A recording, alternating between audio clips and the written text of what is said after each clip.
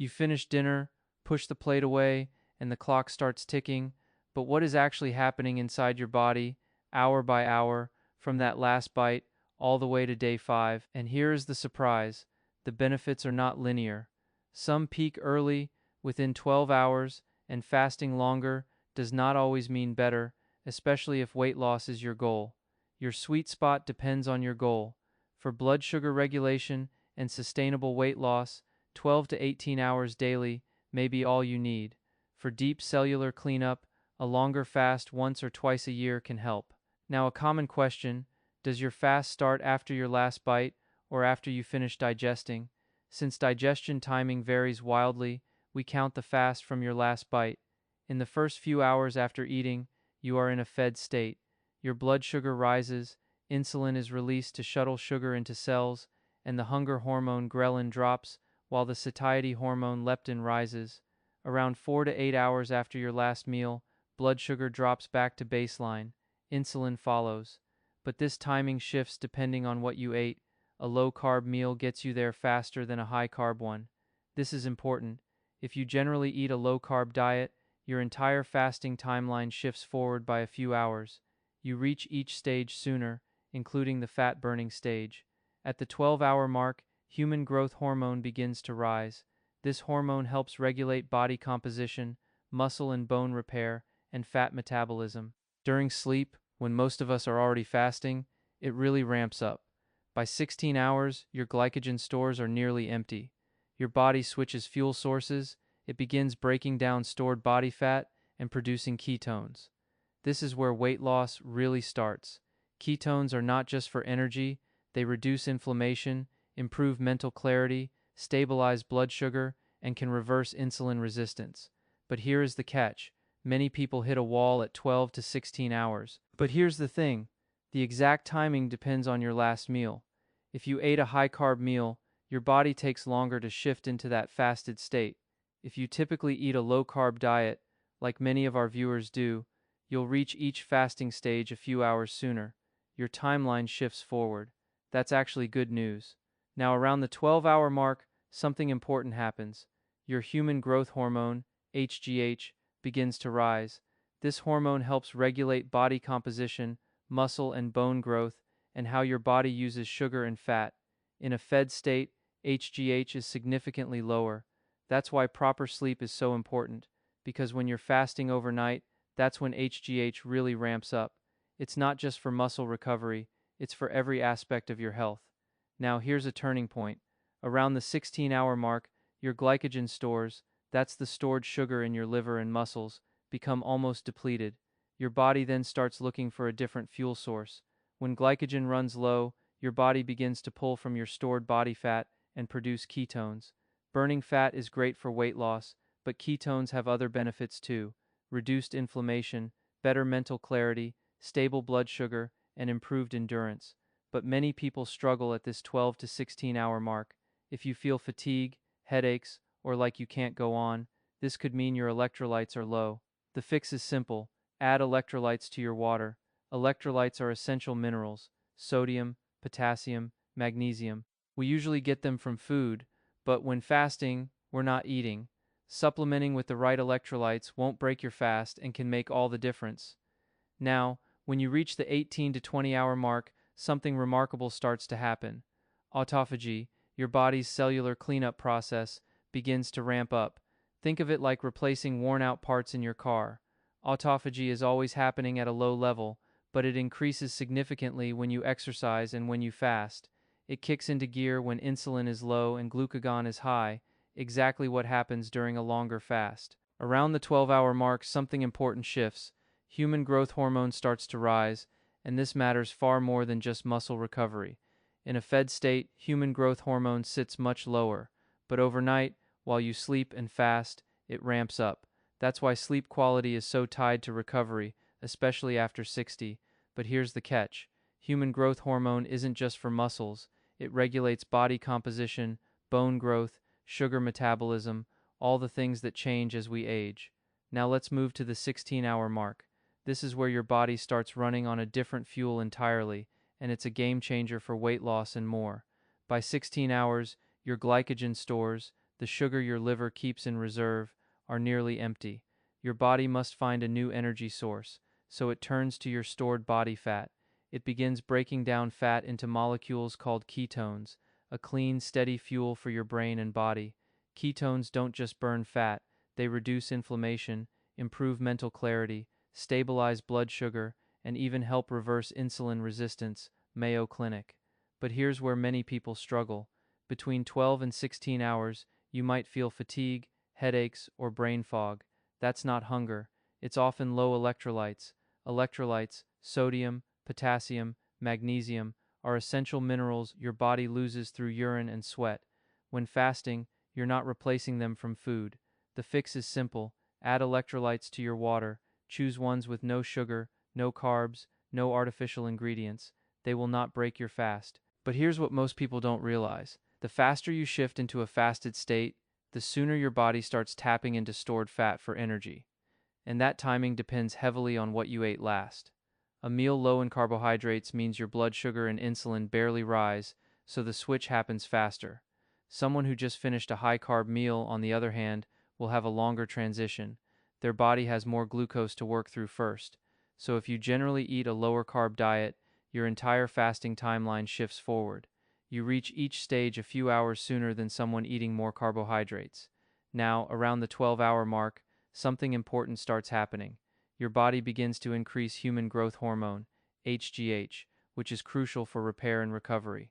Human growth hormone helps regulate your body composition, muscle and bone growth, and how your body uses sugar and fat for energy. When you're in a fed state, HGH levels are significantly lower. That's why your overnight fast, when you're sleeping, is when HGH really ramps up. This is one reason why proper sleep is so important for recovery, not just for your muscles, but for your entire body's repair processes. But here's the twist. If you're struggling to fast past 12 to 14 hours, feeling fatigued or getting headaches, it might not be hunger. It could be low electrolytes. Electrolytes are essential minerals your body needs to function. When they get low, you can feel tired, headachy, and foggy, not because you need food, but because your sodium and potassium are out of balance. But here's the twist.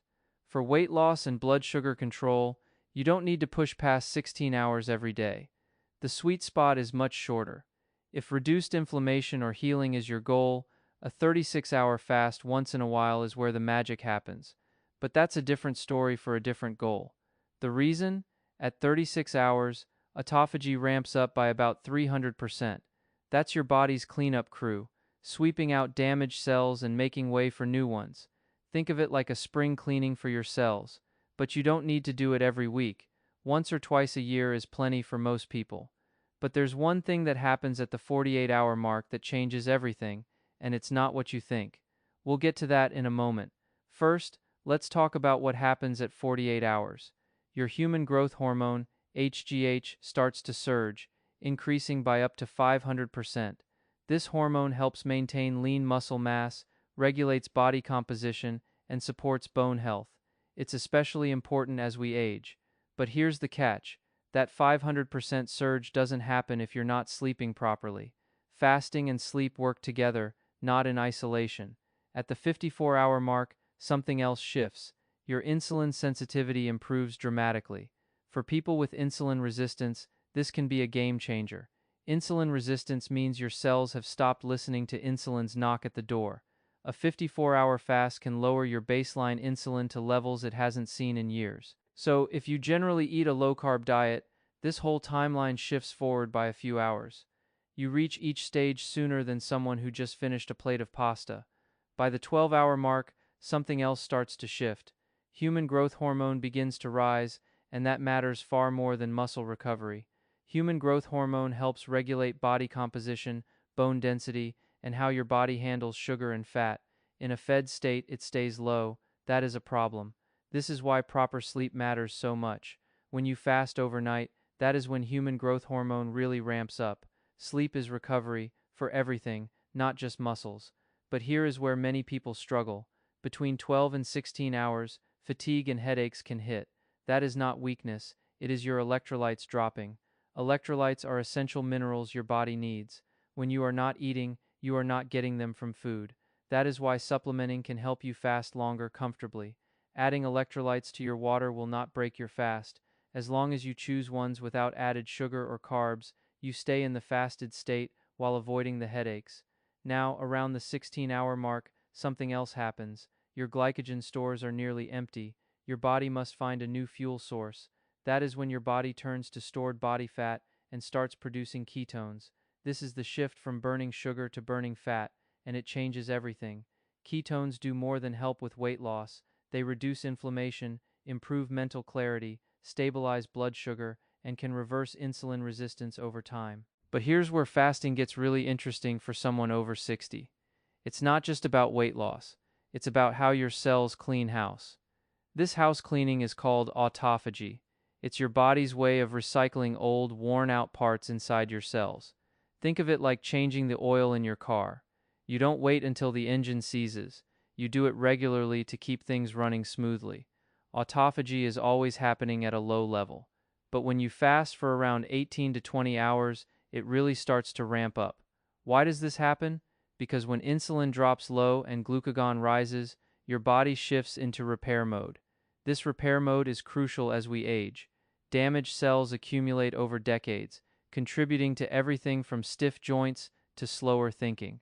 Autophagy helps clear out those damaged parts. It's like your body's own spring cleaning for your cells. Now, you don't need to fast for days to get this benefit. Even a daily 16-hour fast can give autophagy a modest boost. But if you want a deeper clean, a longer fast of 24 to 36 hours can boost autophagy by up to 300%, according to research. That's a big jump, but here's the catch. Longer fasts aren't for everyone, especially over 60. Your body needs fuel to function. But here's the thing. Fasting isn't just about when you eat. It's also about what you eat when you break that fast. The wrong foods can undo hours of progress. Hank here. Think of it like this. Your body spent hours cleaning house during the fast. If you then dump in a pile of sugar and processed food, you're just making a mess again.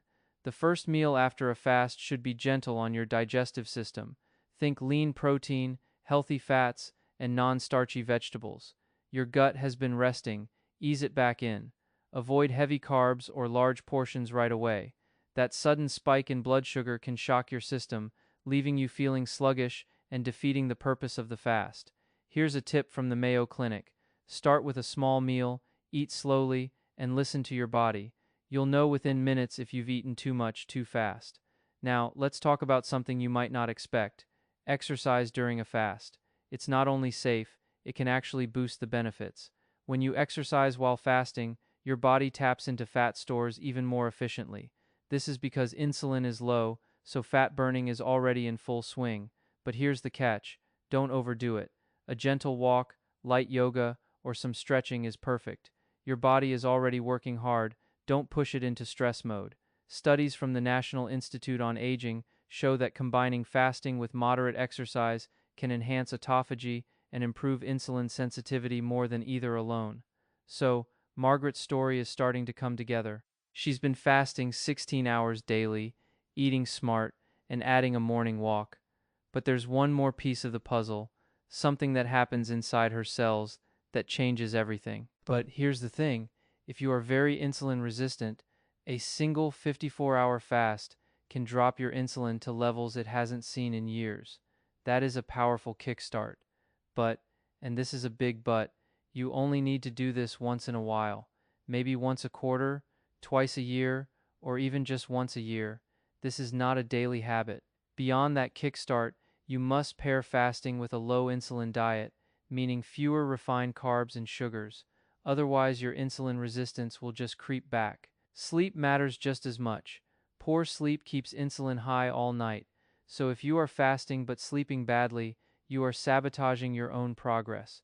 And exercise, the right kind, helps your cells become more sensitive to insulin. A gentle walk after meals or some resistance training can make a real difference. Now, if you push to 72 hours, 3 days, autophagy reaches its peak. For most people, this is the sweet spot to end a longer fast. Beyond 72 hours, you start to see diminishing returns. Unless you are healing from a specific disease, it is usually best to end your fast here. But there is one more benefit that kicks in from 72 to 120 hours: stem cell activity.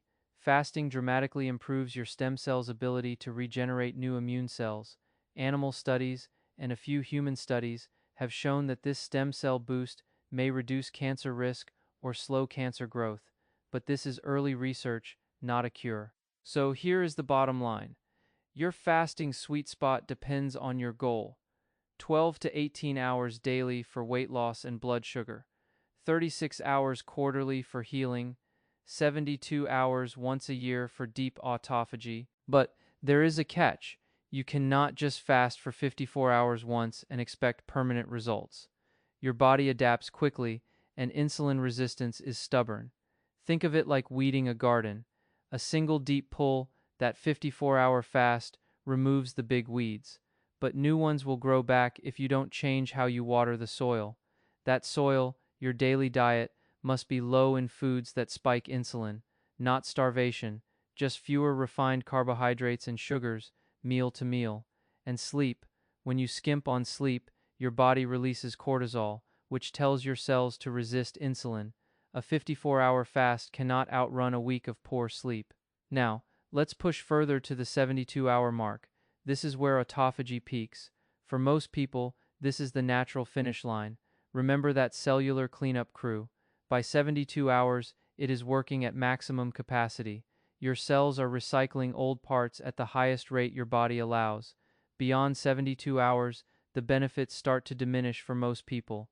You get less and less return for each additional hour of fasting, unless your goal is healing from a specific disease.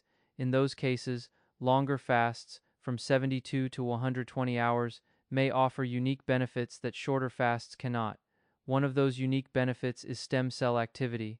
Around 72 to 120 hours, fasting dramatically improves your stem cells' ability to regenerate new immune cells.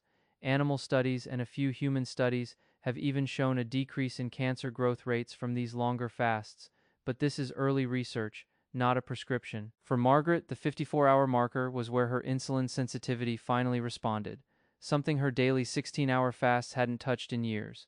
But here is the catch, and I want you to hear this clearly. A 54-hour fast is a tool, not a lifestyle. You do not need to do this more than once every few months.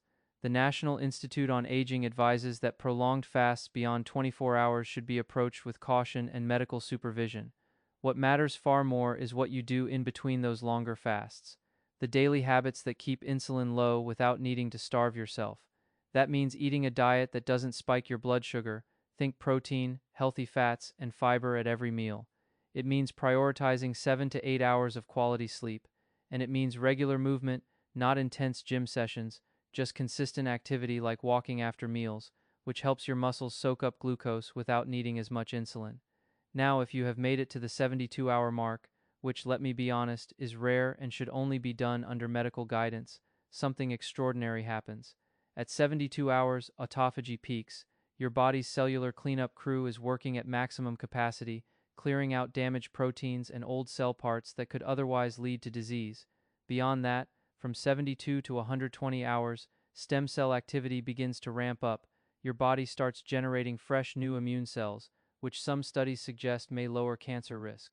But, and this is the part most videos skip, for the vast majority of people, the real magic happens in the daily 12 to 18-hour window, not the heroic 5-day fast. But here's the bridge sentence that opens a final escalation. If a 36-hour fast done once a year can boost stem cell activity, imagine what a gentler daily habit could do for your immune system. The same stem cell regeneration that peaks at 72 hours also gets a gentle boost every single night when you sleep 7 to 8 hours. So the single safest step you can take tonight is not a fast at all. It's to go to bed at the same time every night and let your body's natural overnight fast do the work. That consistent sleep schedule keeps your insulin low and your growth hormone high, just like a short daily fast, without ever going hungry. And if you do want to try a longer fast, start with 12 hours, dinner at 7, breakfast at 7, and see how your body feels. That 12-hour window is enough to lower your insulin, raise your growth hormone, and start burning stored fat, all without the headaches or fatigue. Now, a quick reminder, if you have diabetes, take medication, or have a history of eating disorders, talk to your doctor before changing how you eat. This is educational content only, not medical advice. Your body is unique, and what works for someone else may not be safe for you. But here's the good news. The science is clear that even small changes, like eating dinner a little earlier, can shift your body into a healthier state. And if you found this helpful, hit subscribe. We explain what's really happening inside your body and what you can actually do about it. But there is a real caution here. The 72-hour peak of autophagy is powerful, but pushing past it without a clear medical reason can backfire. The body starts breaking down muscle protein, not just damaged cells.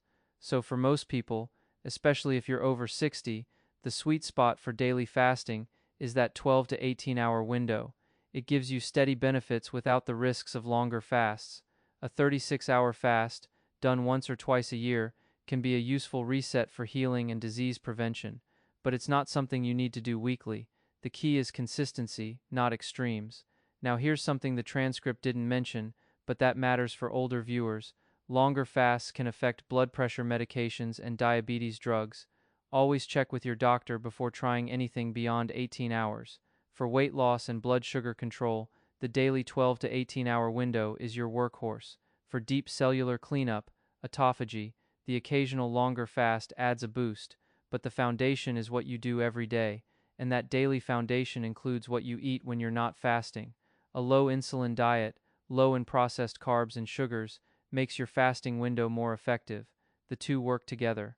Remember Margaret from earlier? She started with 12 hours overnight, dinner at 7 p.m., breakfast at 7 a.m.